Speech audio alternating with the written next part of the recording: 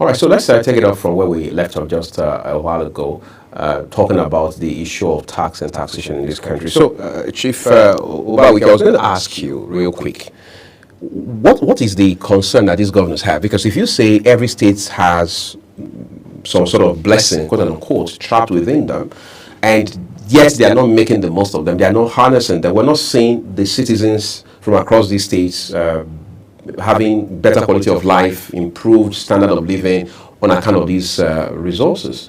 Is it that the governors are afraid that the turnaround time, so to say, is too long, that by the time it eventually cycles out, they would have been out of office, they can't take credit for it, they can't benefit from it? What exactly is the concern? Most of our governors are used to this feeding bottle mentality. Again, that cycles back to allocation. Thank you. That is what they are interested in. They are not interested in developing their states. They collect the allocation from consolidated revenue, ecological fund, VAT, derivation, and the others bail out. If you calculate these funds, billions, and now that the petroleum subsidy has been removed, more money is coming in, and they are getting at times 200% of what they were receiving before. Then you ask, the level of development in their state, is it proportionate to the amount of money they are getting? Is it commensurate with what they are getting? Only few governors are working. So that feeding bottle mentality, and they now see that this feeding bottle is going to be taken off their mouth. That's why some of them are resisting it. That's just the thing. You cannot tell me that every state in Nigeria is naturally endowed and is very rich. What they need is a governor that is genuinely interested in developing the state. A governor that is patriotic enough to develop the state, make the state, one of the ranking states in the Committee of States. That is just what we need. I was talking to people about this same issue the last few years in particular, and they say what we are practicing is not federalism. And then you wonder what exactly it is. Now, I don't want you to respond to what exactly we're practicing, because we're here now. That's the important thing. But how do we deepen development in such a way that we can build from the ground up? I mean, I don't have to be in the capital of my states to see developments. In my great-grandfather's village, I'll see evidence of developments. In my great-grandmother's village, I'll see that government is working. How do we make that happen, like you called it, to avoid this feeding bottle mentality? Yeah, like what the Mr. President has done now to grant financial autonomy, fiscal autonomy to the local governments. When I was growing up, I grew up to see our local government working, constructing roads, putting water, electricity. Even not too long, about 25 years ago, thereabout, I saw my local government, putting electricity in communities. But those things are no longer happening. We saw the government very close to the people. The local government, the third tier of government, is the closest tier of government to the people, and that is where development starts. If the local governments are allowed to operate on their own as the third tier of government, they will bring development down to the grassroots, and it will discourage urban migration.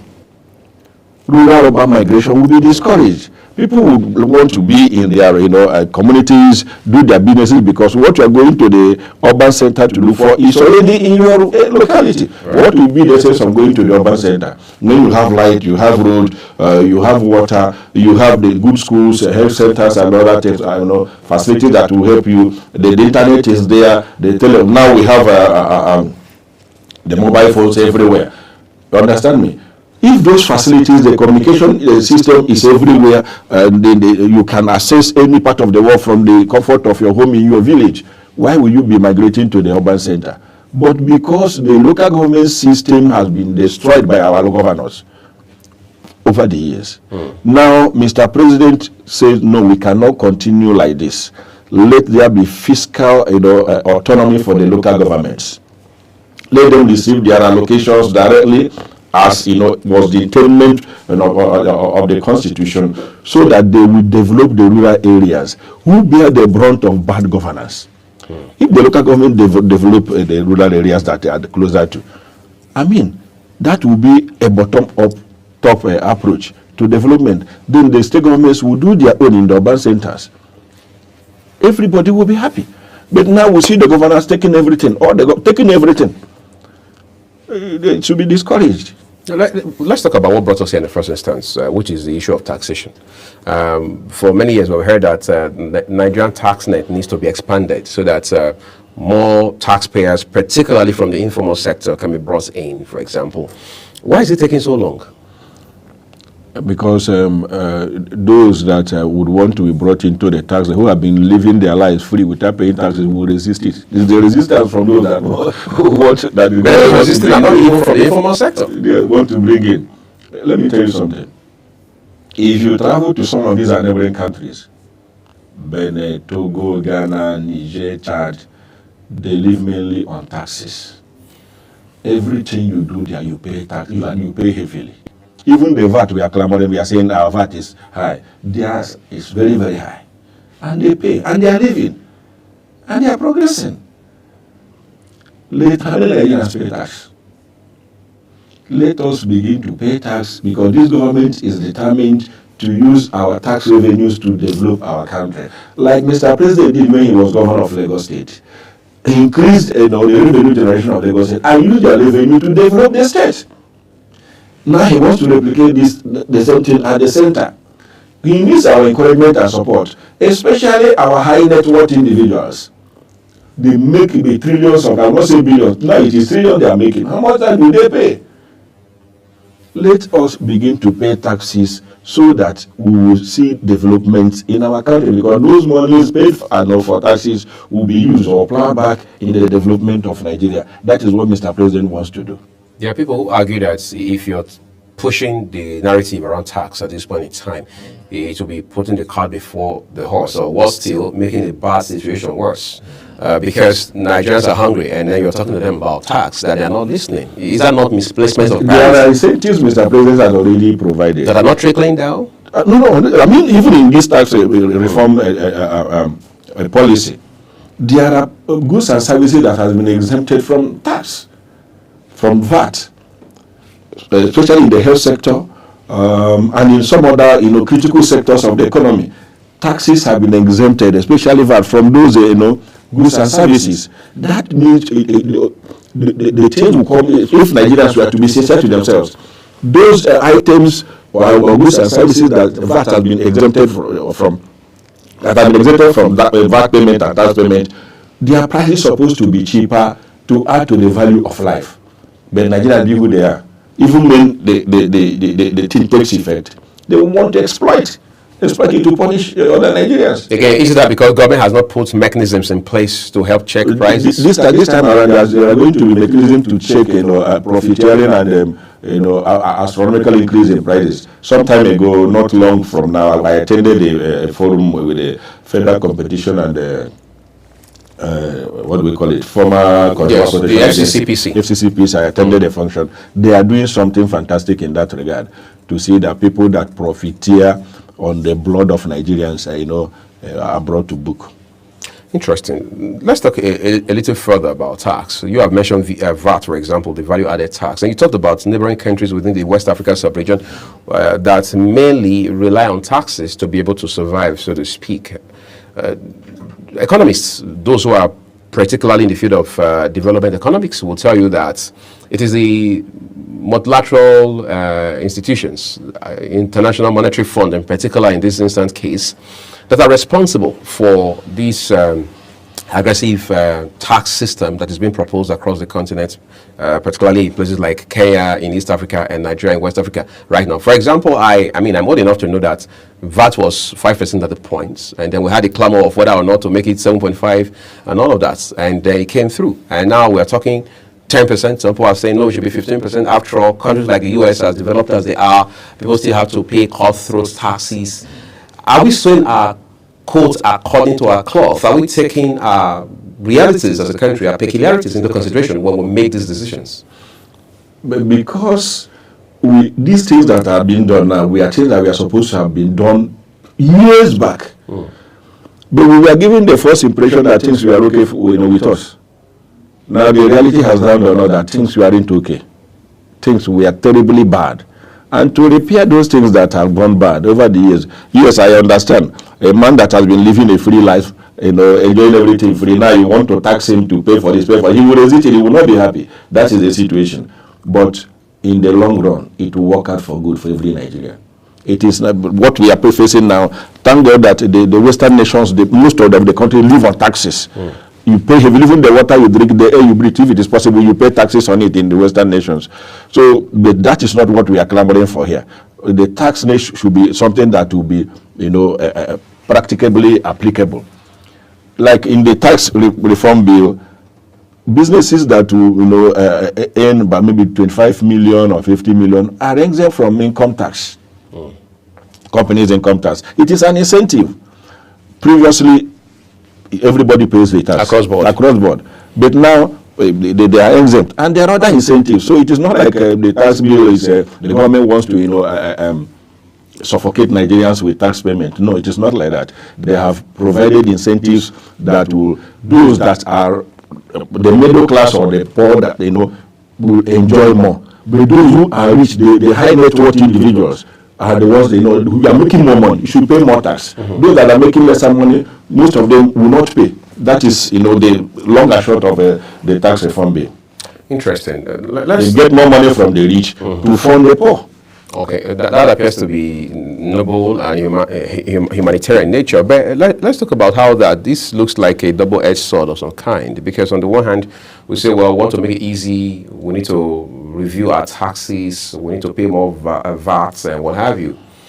But we also need to take into cognizance the adverse impacts that this has on businesses of any scale. For example, just last week, the managing director and CEO of one of the leading private telecoms company in this country came out to say that if they are not allowed to review their own prices, their tariffs upward, telecoms companies in this country are likely going to shut down. I mean, you are a member of the APC, a very senior one for that matter.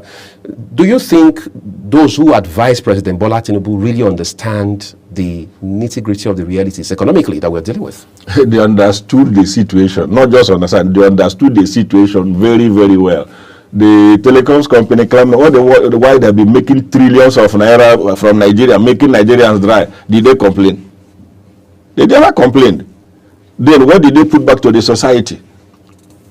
I don't know whether you get me. Now, yes, if they don't increase their addition, the government is not oblivious of the fact that the cost of goods and services has increased astronomically because of what is happening now. And I believe they are working out a template that will allow the telecoms company, at least because the cost of energy has increased, everything has increased. They will not expect them to still continue on the old price when things were not like that. The government is not insensitive. Let me use that language. I believe with time something will be worked out in that regard, so that the companies will remain afloat and be continually, dispense goods and services to Nigerians, and profitably too to the company. We understand one of the things that will come with these tax reform bill ultimately is that there's going to be a centralized body to collect taxes on behalf of the government. So that will effectively mean you will end up not having the Federal Inland Revenue Service, as we know. Instead, you're going to have the National Revenue Service to collect taxes and to do the work that other revenue-generating agencies are doing right now. That the customs may not even be collecting revenues again at that point. Instead of focus on their core mandates, with the exemption of revenue collection and what have you. This looks a bit radical in nature and all of that. But let's look at implementation, because we're seeing radical policy proposals long before now that never saw the light of day. Mr. President, some time ago, I was there with you. I told you that when Mr. President sets out to do something, and something he knows that will benefit Nigerians very much in the long run, he will stick out his neck to get it done. These tax reforms will benefit Nigerians in the long run. It is a long-term solution to a long-term problem for the development of Nigeria. The Nigeria Revenue Service proposed in the tax reform bill will serve Nigerians better. You remember these agencies like customs and other agencies that generate revenue, they collect what we call cost of collection, a percentage of the amount they generate. They collect it as a cost of collection. This one, agency A collects cost of collection, agency B collects cost of collection, agency C collects cost of collection, and like that. Now it is now centralized, one body.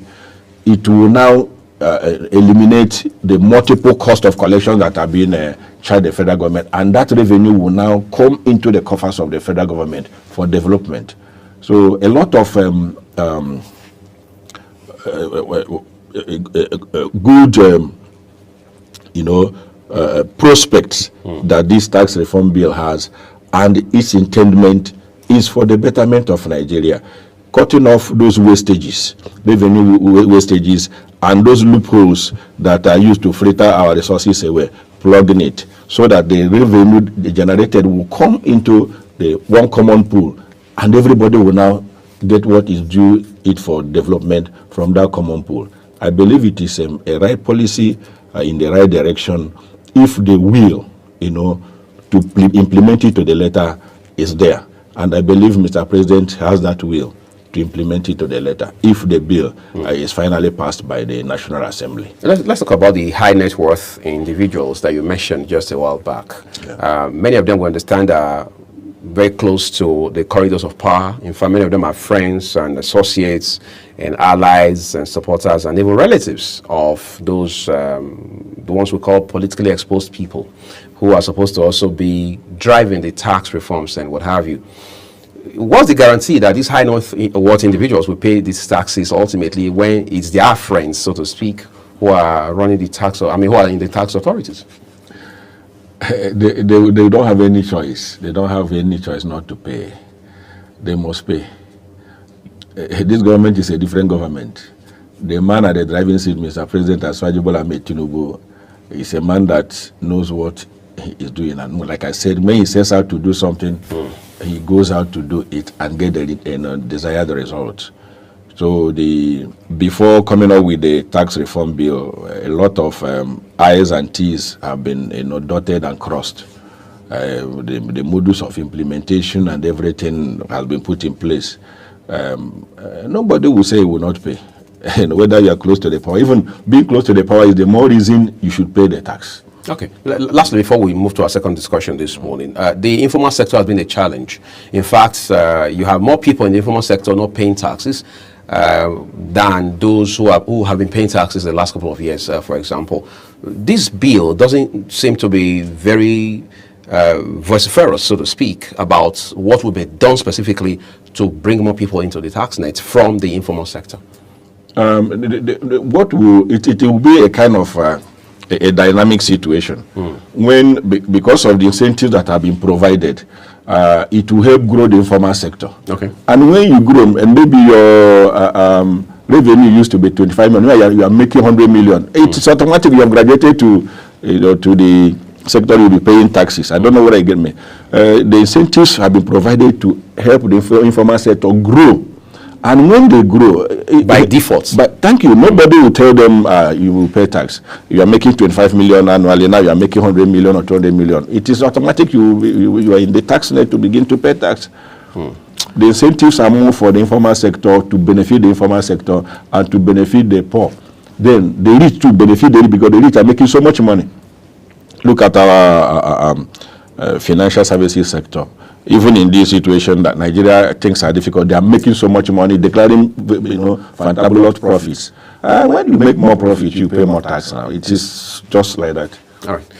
A lot more to talk about in the course of the program this morning, but let's take a quick break. When we return, everyone, we turn our attention to appointments made by President Bola Tinubu, particularly as it has to do with the defense and military sector in the country. You stay with us.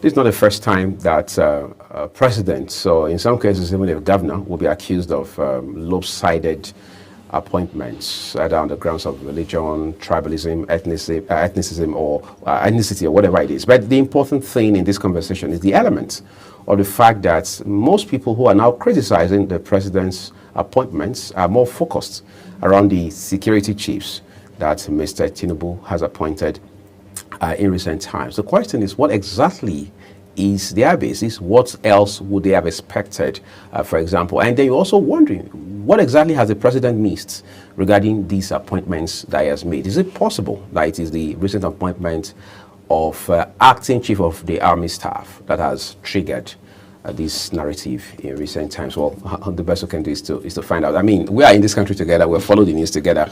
Lieutenant General Taoreed Lagbaja is said to be indisposed on health grounds. And then, of course, they say there can't be vacuum in leadership. And then there was the speculation that an acting chief of army staff would be appointed, or that there was already one in place. The defense headquarters came out and unequivocally said that, look, there's no such thing in the military as acting chief of army staff. But of course, that has been put to bed now, because as we know, just this last week, the president announced a gentleman to now head the army as the chief in the absence of Mr. Lagbaja, who we are told will resume upon, when he gets well and all of that. What is the basis, from what you know, that we are having these debates about the president being lopsided in his choice of appointments? It did not start with the present administration of President Bola Ahmed Tinubu, being accused of lopsided appointments, especially in the security apparatus. The immediate past administration, I could recall vividly, made his appointment from a particular section of the country. There was uproar. He never cared a hoot. But in this case, if you watch the distribution of the appointments in the security apparatus, those people, the people that are supposed to complain, are from the south and the southeast. So we only have one person in the security setup. From the southeast and the south. Yes, we only have the chief of naval staff, and the south has the chief of defense intelligence. Others, about 8 of the appointments are in the northwest. 5 is in the southwest. I think 3 or thereabout is in the northeast, and then I think 3 or 4 is in the north central. It is people from the southeast and south that should complain, not people from the north. Because if you put it all together, you see that the south has only 7. While north has 8 in the northwest, I think 3 in the north central, I think 3 or 4 in the northeast. How many? Well, to me, Mr. President knows the people he wants to work with.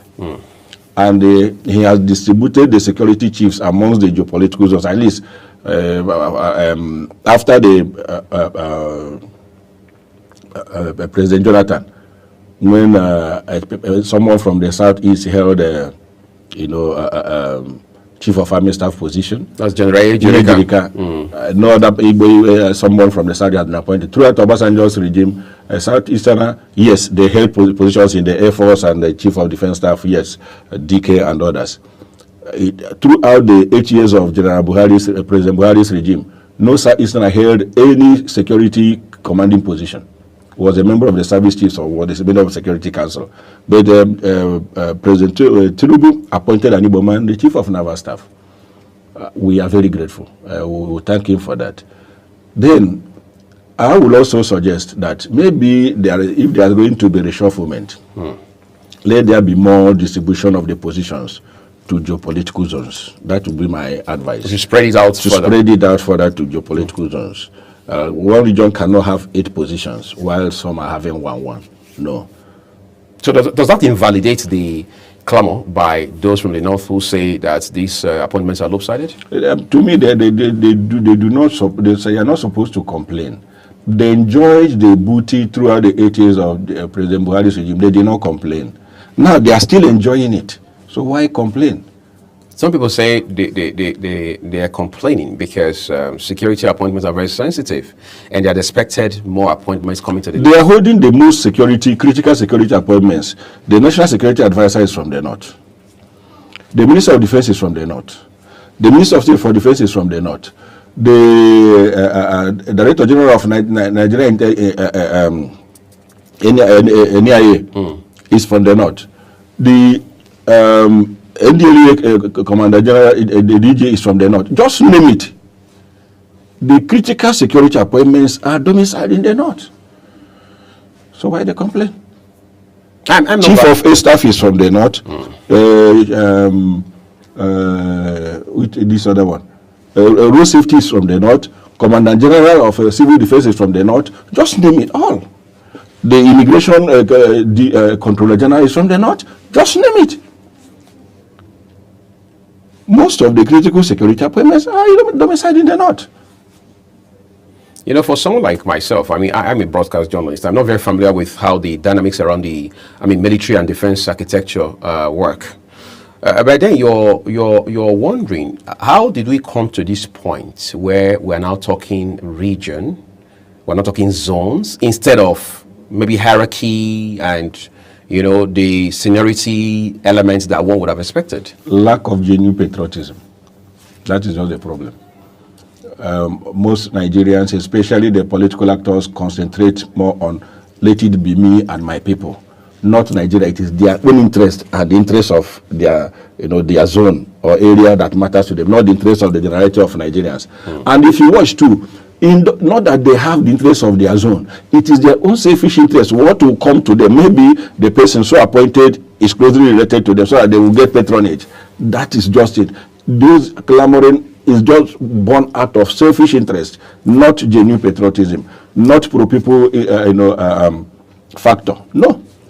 Some people say that this issue around lopsidedness, what have you, did not start today. They even say that back in the day we had presidents, whether military or civilian, who had unduly retired senior service chiefs, army chiefs across the military formation and what have you. That's where we are coming from. But if that's anything to go by, how do we break that jinx and disrupt this sort of trajectory? The military has a tradition. If I am now your senior, and you are appointed to head the particular military establishment where I am, there is no way I will answer you, sir, or give you a salute. Right. It is traditional that I must retire. It did not start today. It began from even during General Gowon's regime to the time of Shagare, Babangida, Abacha, and like others. It has been the tradition. When your junior is appointed to head your military establishment, it is automatically you must retire. It has been like that. It did not start with this regime. It did not start today. To break the jinx, unless a new government was to retain the people that serve in the outgone government. The government is succeeding, but I don't see it happening. Because when the new government comes in, it will want to appoint people he feels, he trusts, he can work with. So, and in trying to give out those appointments, chances are that he will not look at those that are politically exposed already. He will want to, appoint people that are not, politically exposed already, whom he can work with, whom he trusts, the people that he trusts. So that is why. And when those appointments are given, the tradition has been there. It must be followed. I am not in the military. The military, they know better. But is it not possible that we have also politicized these things so much that we don't seem to know where one line stops and another one begins, for example? Politics with appointments like this. Everything we do in life, in governance, is politics. Be it in military, in any sphere of human endeavor, it is politics. Everything we do. It is politics that controls the affairs of man. So no matter how one could sit, we should call how this the way it is. Politics controls the affairs of man. This is not governance and acts of governance. If you're in the military, you must want to give instructions, provide leadership, and what is politics you are playing. But what is different is partisan politics. Did we or have we introduced partisan politics in our military setup or whatever? That is the aspect that I wouldn't want to happen. Because that would be a bit extreme. Thank you very much. But we are talking about politics. Politics is everywhere in man's affairs. Let's talk about the issues we're dealing with now, security-wise. There's insurgency, there's banditry, there's kidnapping, you have armed robbery, you have assassinations of all kinds in this country today. Yet we're talking about who is appointed and who is not appointed, and so on and so forth. Does that not also have a very negative bearing on our focus and concentration to fight all of these monsters as they are? Because we're now hearing, that has been the case for several years anyway, that there's a lack of interagency collaboration between these military outfits? We saw it, it got exacerbated in the last regime. There was lack of interagency, coordination and relationship. But in this regime, we have seen synergy. The agencies are cooperating and working together more. That's why we are getting results. And the insurgency, banditry, terrorism that we have been experiencing, you've seen, several serving personnel of the security agencies arrested, who have been aiding and abetting the banditry, supplying them arms and ammunition. Fifth columnist. Thank you very much. You see, if you watch for some time now, the arrest has been on the rise. So it means that the security agencies are working very hard and looking inwards. Who are those sabotaging their efforts, sabotaging their plans? Because it's not, how can you plan how to carry out an operation in a location? Before you get there, the people you want to go and fight, are they already waiting for you to attack you? Somebody gave them information. So the military and the security agencies are looking inwards to fish out the fifth columnists amongst them who have been sabotaging their efforts. And this will only come by interagency relationship and synergy. When this one gets intelligence, it will pass to the other one. The other one will make use of the intelligence, and we'll see the results. I don't know if you're the right person to talk to about this, but you are a Nigerian, and I'm sure, without any doubt in my mind, that you're interested in the well-being of this country, whether it's in military or politics or economy or whatever it is. The Chief of Defense Staff, General Christopher Musa himself, on the day that the new Chief of Army Staff took over, formally did say that there is no such, that this is new to the military, that it's not traditional for them.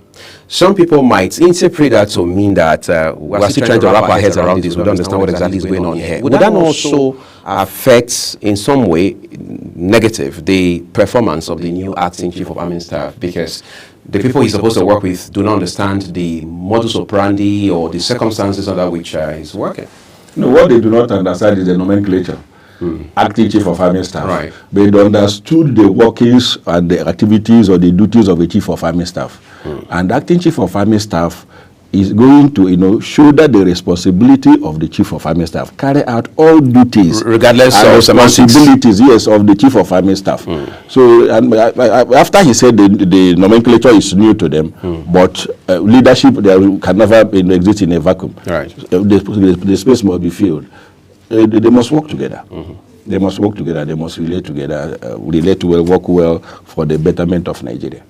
All right, I'm sure that's what Nigerians are actually looking forward to, a situation where there's synergy, there's interagency, collaboration amongst all of these military and defense outfits in this country. Because going forward, it is important that all kinds of criminality be defeated one way or another. Just to remind you that the views of our guests are their opinions. You've been watching Global Morning with Uyag Mofwegwe. Thank you for your time invested with us. At top of the hour, we'll join Anthony Momodu to bring you Talk Sports.